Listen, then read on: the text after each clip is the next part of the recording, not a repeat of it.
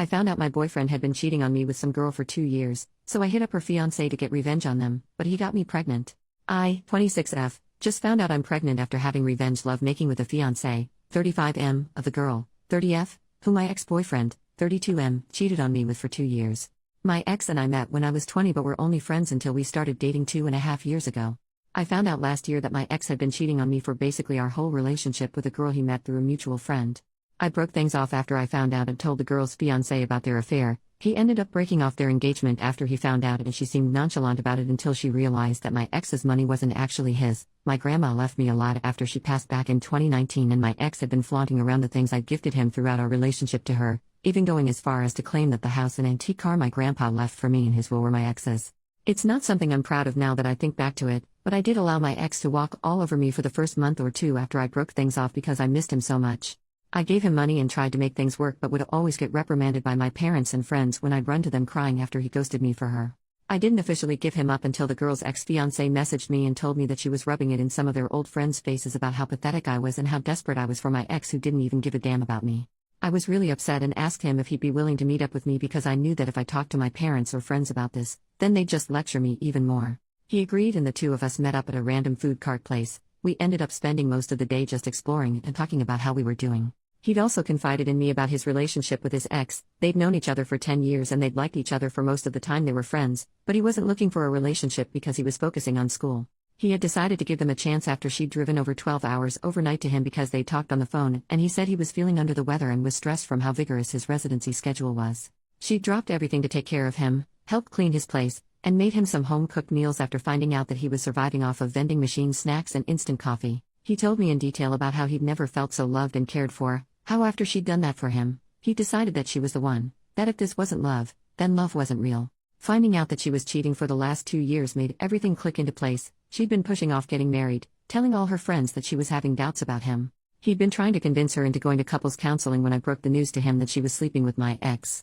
I felt like a monster, hearing their love story and then realizing that they didn't get their happy ending because of my ex, and I really messed with my head.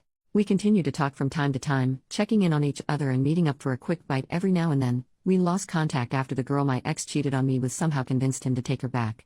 I became slightly depressed after he cut me off, explaining to me that he was still in love with her and wanted to work things out, which meant a clean slate. I found out through some internet snooping that my ex cheated on her too, which was why she went back to her ex-fiancé. A few months passed and things went back to semi-normal. I started getting therapy and was about ready to put myself back out there to try out the dating pool again when around New Year's I got a call from the guy. He was crying and asking if I was available to talk. I of course said yes and out of concern met up with him at his place. He broke down to me and told me about how he'd found her and my ex in his mom's guest bedroom during Christmas, when she'd snuck him in for a quickie during his family's busy holiday party. All hell broke loose when he found them in the guest bedroom after spending 20 minutes looking for her everywhere. We drank a bit and ended up making love. He apologized and told me that it was a mistake and he wasn't in his right mind, that he just wanted revenge lovemaking but it didn't make him feel any better after.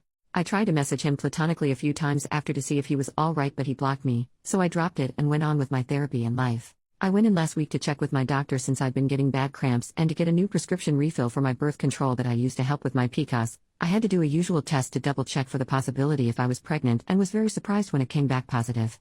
I have been sitting on this new knowledge and have been contemplating on if I should tell him, not tell him, or if I should even keep the pregnancy. My doctor did inform me that since I am still in the earlier stages I am still at a big risk of having a miscarriage, so I don't know if I should even be worrying at all about all of this since there is a chance that I could lose it, and then it'd just seem like I was trying to grab at his attention or something, especially after he'd made it clear to me that he wasn't comfortable talking to me anymore after we slept together. I haven't told anyone and have been going crazy because I don't know what to do. Update, 1 year and 3 months later, a lot has happened since my original post.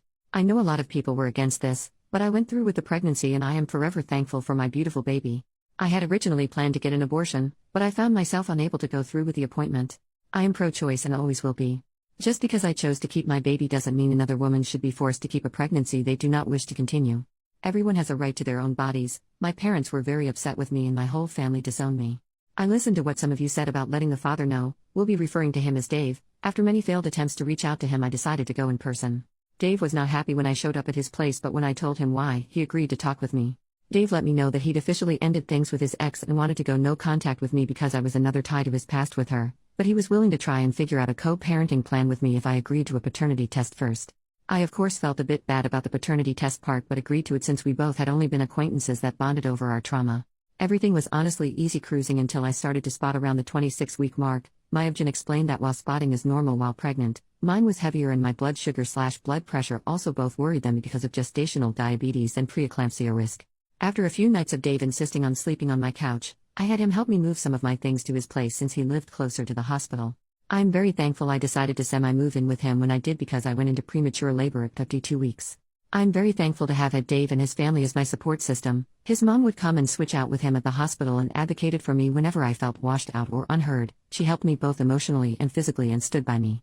Dave's mom also helped me work through my emotions when all I wanted was my mom. She and my dad had gone no contact with me after I decided to keep and have my baby. Dave's mom was an absolute godsend also because she's a retired nurse. She started in OB, went to NICU and eventually later settled into lactation before retiring, and explained things to me when we found out that my baby had respiratory problems and had SUA, single umbilical artery, and that it could have been a factor into why I went into premature labor.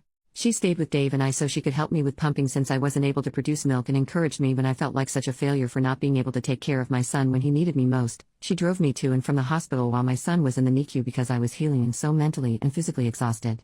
I really and truly believe that I didn't fall into deep postpartum depression because she held me and helped me with each step and was always so patient with me, even when I wasn't with myself. Dave's mom would constantly remind me that nothing was our fault and no one did anything wrong, it's just that everyone is faced with hardships in life and this was one we'd work together to get through. My son graduated from the NICU and came home a month after I did. Dave's mom visited us often and helped with him since Dave and I are first-time parents. Dave's dad joked that he felt like she and I had the baby together and he and Dave were both just background characters that make guest star appearances every now and then, since Dave was working so much in order to build more PTO and his mom wouldn't bring his dad along when she'd come visit, since she didn't want him to disturb me and the baby with his loudness. Dave's dad is hard of hearing and can sometimes be unaware of his volume so he took no offense to it. Dave's siblings and family members posted a lot about our son because he was the first grandchild and first baby in a long time. Dave's youngest cousin is 17, turning 18 this year. Somehow someone must have shared a photo or something, but pictures of us reached my family and my parents demanded I let them meet my son. Dave was supportive of whatever I chose to do and said he'd agree to them meeting him if that's what I wanted. After thinking about it for a few days I decided that I wanted to talk to my parents before I let them meet my son. When we met up to talk, my parents were offended that I didn't bring my son with us and left him with Dave's parents. They said some really hurtful things and then my dad started to question on when Dave was going to ask him for permission for us to get married since we didn't already have a shotgun wedding while I was pregnant. I was okay with them insulting me since I'd grown up with it and was used to it, but once my parents put their target on Dave and his family I became upset and decided it was time for us to leave. My parents did try to petition for legal visitation rights. Honestly, before this whole ordeal, I did not even know that grandparents' rights existed, but were denied because my son is still very young and because both Dave and I are very much on good terms, are living in the same household, and they couldn't find or prove that there was any danger to our son's well-being.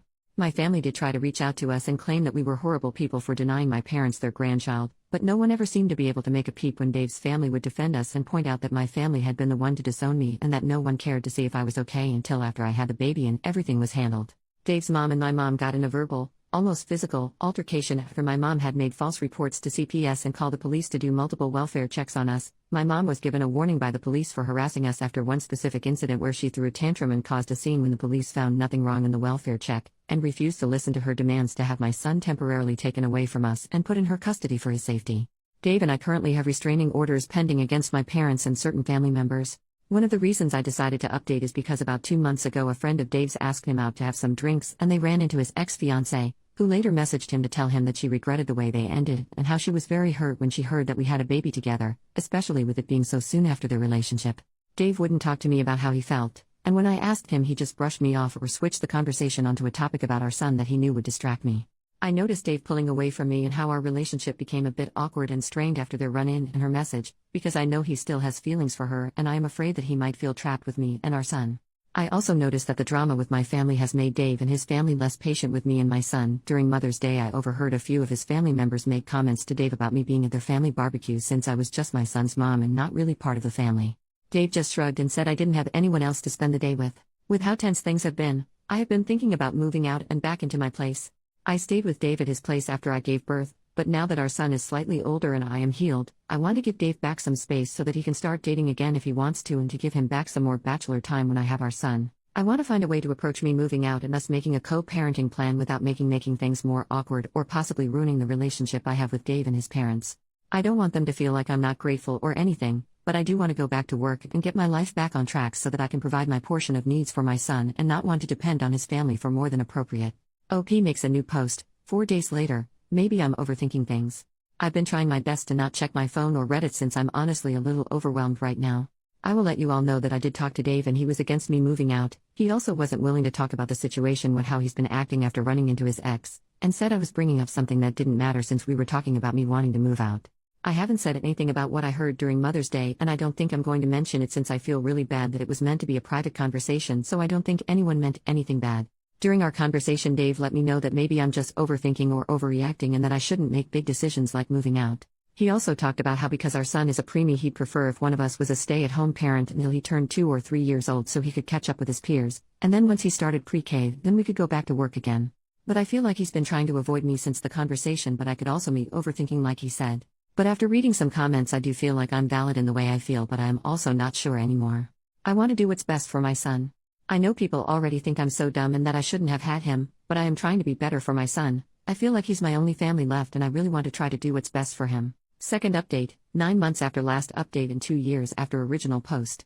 I don't think anyone really cares for this update, but I'm going to put it here for anyone who may want to know. After the last time I posted, things were a bit awkward and tense between Dave and I for a few weeks until Father's Day. I honestly didn't feel comfortable going to his aunt's house for their family gathering because of the conversation I'd overheard during Mother's Day, but I went because it was Dave's first Father's Day after we'd had our son the previous year. I initially didn't want to bring up the topic because it was supposed to be a good day, but Dave was actually the one who brought up the topic after we'd returned from his aunt's house. Dave confessed about the Mother's Day conversation with his cousins and said they grilled him during Father's Day as well because he brought me with him to their aunt's house. Dave apologized for making me worry and for not standing up for me when his family said things about me behind my back, but told me that he honestly didn't want me to move out and for us to split our son's custody, especially because it was comforting to know that he was going to be coming home to the both of us after spending a long day at work. I told him I didn't want to ruin the day and we could talk about things the next day, but Dave was adamant on us clearing the air because he was tired of how uncomfortable things were between us. Ironically, Dave told me he was afraid of me feeling trapped with him, especially after seeing how traumatizing it was for me to go into premature labor, deal with our son in the NICU/being separated from him, and me healing postpartum.